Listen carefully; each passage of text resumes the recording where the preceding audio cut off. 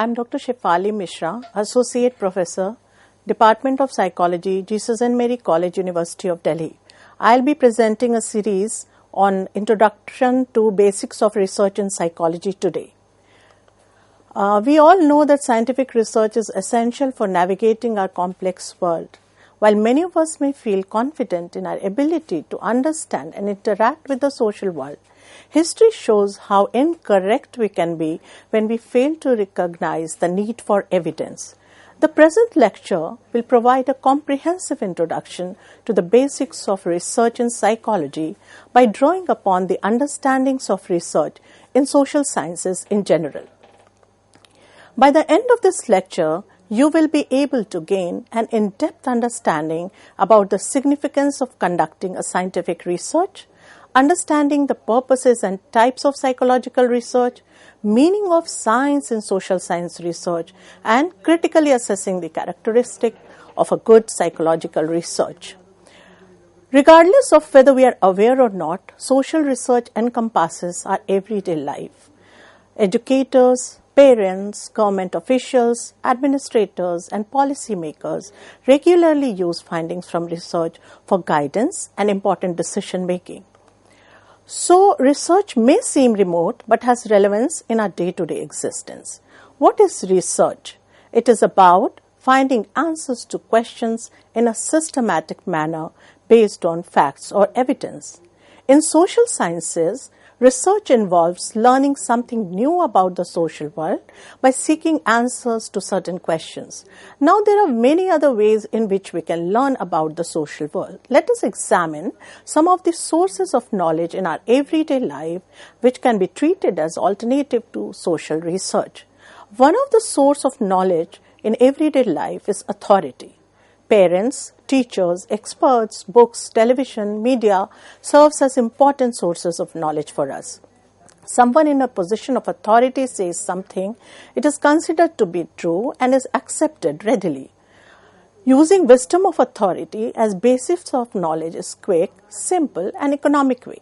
However, it suffers from certain limitation, and the most important one is that it is easy to overestimate the expertise of others, which means that an expert may be utilizing their authority in some unrelated field, like a person from chemistry talking about mental health concerns in detail, or the sports person on TV commercials may be convincing us to buy a particular face cream.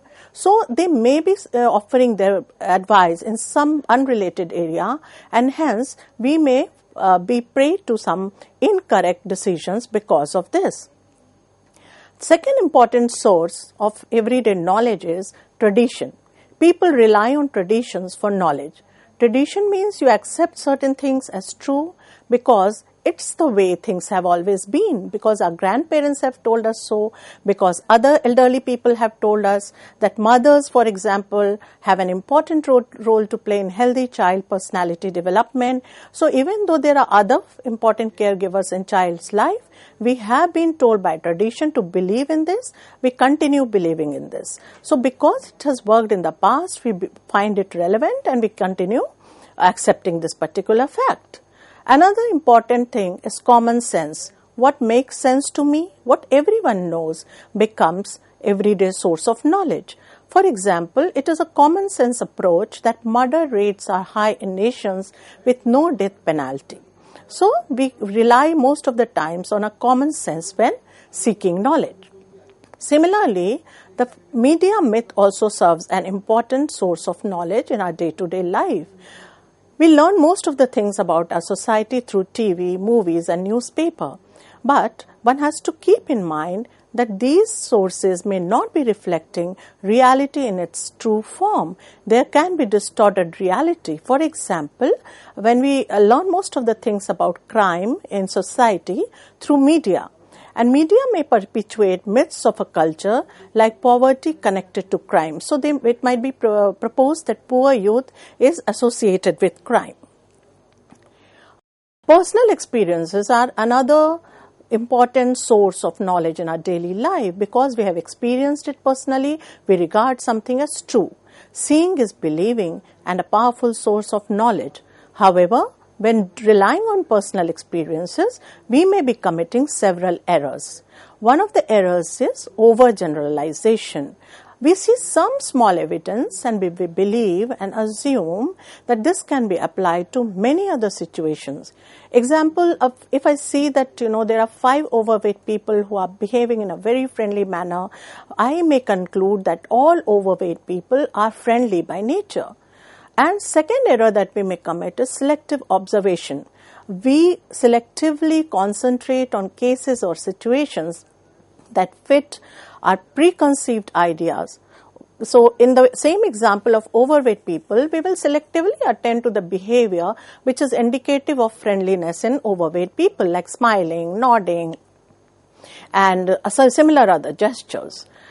Another important error that we may make is premature closure. So we have a tendency to jump to conclusion even with a small amount of evidence. We don't want to conduct thorough investigation before inferring what is true or not. Another thing is halo effect. So evaluations are mostly guided by prior reputation of people. So people who are famous, who have a position in society, are very well accepted. Suppose there's a book by an author who is very famous. We don't take a minute in buying that book, but if there's a useful book by, may say, another person who is not known to us, we may not pay attention to that particular book. So knowledge obtained from alternatives like parents, media, tradition, authority, personal experiences and common sense may be useful but contains many errors. So what is the right way of acquiring knowledge? We should rely on the method of science because science has the characteristic of self-correction which no other way of knowing uses. It has built-in checks all along the way, and there is insistence upon testing and experimenting and finding the truth through proper investigation. Knowledge obtained from research contains comparatively fewer errors because it relies on scientific methods to conduct research and gain knowledge about the world. It is structured, organized, and systematic process. If again we go back to research versus the alternative sources of knowledge, we detect many differences. One of the major differences is that theories and concepts in alternative sources of knowledge are used in loose fashion by laymen. Example, they may say that illness is due to one's sinful behavior, but a researcher will not accept this. A researcher will try to systematically and empirically study the same problem and test the theories and hypotheses related to this. Another important concept in research is the notion of control. Scientists or researchers control extraneous sources of effect which is absent in other sources of knowledge. So suppose a researcher wants to study the impact of intelligence on academic achievement of children, he will try to certain control over all other related factors which may affect the academic achievement of the child, like interest, motivation, difficulty of the subject matter, etc. Another point here is the relationship among variables that are explained using systematic observation. So we do not just randomly explain anything, but we systematically observe the nature and relationship of variables, and then we go ahead to prove a theory or test a hypothesis. Nature of explanation in researcher is not metaphysical. It is not like people suffering because of God's will. This cannot be tested empirically, and hence a researcher will not rely on such an explanation. Social research therefore involves thinking about certain questions related to the social world, following a set of processes to create knowledge that is based on science. So since there is so much emphasis on science, let us now examine what is science. Science refers to the body of systematic and organized knowledge which makes use of scientific method to acquire knowledge in a particular field of inquiry. Scientific method is the systematic collection of data or facts and their theoretical treatment through proper observation, experimentation, and interpretation. People think only of natural sciences when they hear the term science. So this is very common that when we hear the term science, generally images of test tubes, white lab coats, and subjects like physics, chemistry, biology come to our mind. But social sciences are also science, like psychology, sociology, political science. They all are science because they involve study of people in a scientific manner. So many a times these are referred to as soft sciences. But this does not mean that they lag behind in their rigor or commitment to do research, but because their subject matter is human behavior, human relationships, it is fluid and hard to measure precisely. So if we look at the meaning of science in social sciences research, two broad views emerge. One, a static view of science. Science here is seen as an activity that contributes systematized information to the world. It is about discovering new facts and adding to the existing knowledge. So science is a body of facts, a way of explaining the observed phenomenon. Emphasis is on the present state of knowledge, adding to the present state of laws, theories, hypotheses, and principle. In the second, that is dynamic view of science, science is considered as an activity. That is what scientists actually do. It is a heuristic view according to which discovery or revelation is the goal of science. The focus is on problem solving rather than mere accumulation of facts and evidence in the dynamic view of science.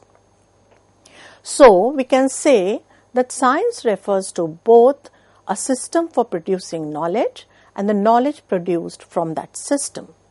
So, it combines assumptions about the nature of the world and knowledge and orientation towards knowledge, and uses sets of procedures, techniques, and instruments for gaining knowledge. The knowledge of science is organized in terms of theories. That is, it is interconnected ideas that organize knowledge about the social world. The data that scientists gather using different spatialized techniques can be quantitative or qualitative information and evidence carefully gathered according to rules or established procedures. Data are empirical evidence that people can experience through senses. Science in social sciences, therefore, is about a scientific attitude. It is an attitude that values craftsmanship, creativity, high quality standards, and hard work. Why is research considered scientific is the next question we have in front of us. Research is scientific because it adopts a systematic and objective attempt to provide answer to certain questions based on facts or evidence as postulated by science. It is a standardized process involving formulation of questions and obtaining information-based answers. This involves a thorough study and analysis of the situational factors for finding solution to the problem. The analysis conducted in research is based on data which is gathered first-hand or it may be already existing data. So over and all, we see that there is a high degree of formality, rigorousness, verifiability, and general validity of the knowledge gathered by research as compared to day-to-day experience. Now, defining research, some of the important researchers have pointed out it as scientific research is a systematic, controlled, empirical, and critical investigation of hypothetical propositions about the presumed relations among natural phenomena. Another psychologist has defined it as a structured inquiry that utilizes acceptable scientific methodology to solve problems and creates new knowledge that is generally applicable. So from these definitions, some of the key points emerge. Number one, research is a systematic study. Psychological research is characterized by its systematic and scientific nature. It adheres to a well-defined structure for the scientific process. Research must be conducted systematically and scientifically to ensure the reliability and confidence in its outcomes. The second important point which is there in the definition is regarding objectivity. It is crucial to maintain objectivity in research to ensure the internal validity. Preventing subjectivity is therefore essential in upholding the validity of the research. Hence, researchers must maintain objectivity throughout the research process and prioritize the objective reality over their personal beliefs. Research seeks answer to certain problems. So this is another point which we find in the definition of research. This means that psychological research should be carried out with an objective that needs to be clear and specific. There could be certain problems and issues that the researchers may come across and may seek answer to. Finally, with the help of research, generalizations can be made and theory and principle can also be developed. Further, based on the findings, theories and principle on research can be built and developed. If we talk about research in social sciences, the term social research denotes academic research on topics relating to questions relevant to the social scientific fields such as sociology, human geography, social policy, and psychology. It is deeply rooted in the ideas and intellectual traditions of the social sciences. Research in social science is a scientific study of human societies, human interactions, human relationships, and their influence. It is conducted from a specific social or behavioral discipline approach.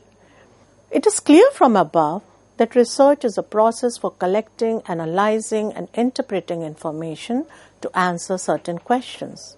To qualify as research, it should have the following characteristics. So now we will examine some of the characteristics of a good research. The first characteristic is that research should be controlled.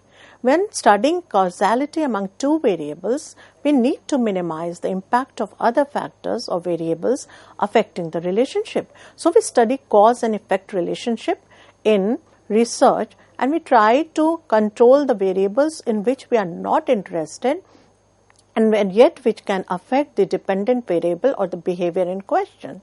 For example, if you want to study the impact of drug X on memory improvement, you may have to control all other drugs which the person would be taking during that period and which may have an impact on memory. So whether even if there is no impact, we will try to control all other similar drugs so that only and only the effect of drug X exists and its impact on memory can be captured. Second important point or characteristic of a good research is that it is empirical. Research is always based on empirical or observable hard evidences collected from real life experiences. The knowledge which comes from sensory experience is known as empirical knowledge. So we know that experience and observation provide us evidence, that is data for the research. Third important characteristic of a good research is that it is systematic. So processes adopted to undertake an investigation follow a logical sequence. Steps are not taken in haphazard manner, but it formulates an objective and scientific design to conduct the investigation. A good research is valid and verifiable. So conclusions drawn on the basis of your findings are correct and can be verified by you as well as others. That has to be ensured. Fifth, it is critical and requires critical scrutiny of the procedures used and the methods employed. This is very important for a research inquiry to be valid and reliable. The process of investigation needs to be free from any kind of drawback. A good research is replicable, which means that the design, procedures, and findings of the scientific research should be replicable for others to assess the validity. In addition, rigorousness is another important characteristic of a research.